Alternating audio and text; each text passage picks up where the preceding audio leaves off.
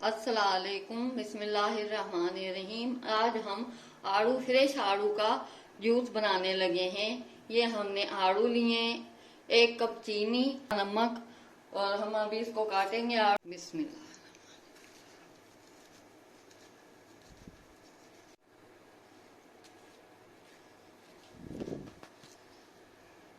इस तरह हमने सारे आड़ू काट लेने।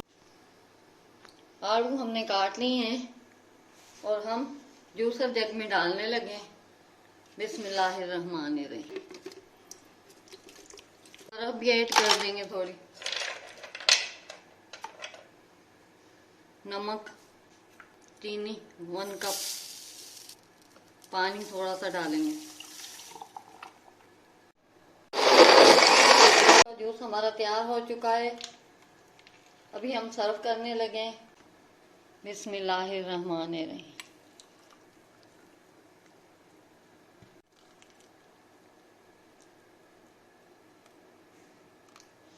आड़ू का जूस तैयार हो चुका है। फिर